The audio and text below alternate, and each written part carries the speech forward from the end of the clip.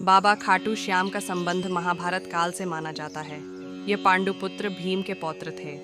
पौराणिक कथा के अनुसार खाटू श्याम की अपार शक्ति और क्षमता से प्रभावित होकर श्री कृष्ण ने इन्हें कलयुग में अपने नाम से पूजे जाने का वरदान दिया था। कुछ वर्ष उपरांत कुरुक्षेत्र में उपलब्ध नामक स्थान पर युद्ध के लिए कौरव और पांडवों की सेनाएं एकत्रित हुईं। युद्ध का शंखनाद होने ही वाला था। भगवान श्री कृष्ण ने जब उनसे पूछा वो युद्ध में किसकी तरह हैं, तो उन्होंने कहा था कि वो पक्ष हारेगा, वो उसकी ओर से लड़ेंगे। भगवान श्री कृष्ण युद्ध का परिणाम जानते थे और उन्हें डर था कि कहीं पांडवों के लिए उल्टा न पड़ जाए।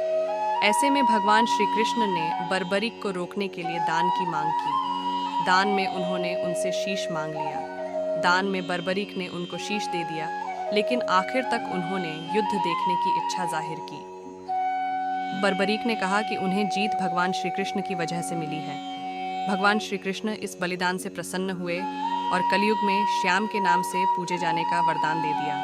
श्री कृष्ण को अपने वास्तविक रूप में दर्शन देने की बात की, क्योंकि कोई भी साधारण व्यक्ति यह दान नहीं मांग सकता। तब श्री कृष्ण अपने वास्तविक रूप में प्रकट हुए।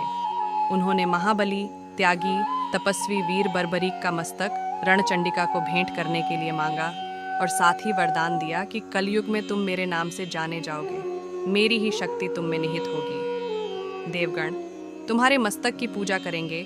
जब तक यह पृथ्वी, नक्षत्र, चंद्रमा तथा सूर्य रहेंगे, तब तक तुम लोगों के द्वारा मेरे श्री श्याम रूप में पूजनीय रहोगे। मस्तक को अमृत से सींचा और अजर अमर कर दिया। मस्तक ने संपूर्ण महाभारत का युद्ध देखा एवं युद्ध के निर्णायक भी रहे। युद्ध के बाद महाबली बर्बरीक कृष्ण से आशीर्वाद लेकर अंतर्ध्यान हो गए। बहुत समय बाद कलयुग का प्रसार बढ़ते ही भगवान श्याम के वरदान से भक्तों का उद्धार करने के लिए वह खाटू में चमत्कारी रूप से प्रकट हुए। एक गाय घर जाते समय रास्ते में एक स्थान पर खड़ी होकर चारों थनों से दूध की धाराएं बहाती थीं। जब ग्वाले ने यह दृश्य देखा तो सारा वृत्तांत भक्त नरेश खंडेला के राजा को सुनाया। राजा भगवान का स्मरण कर भाव विभोर हो गया।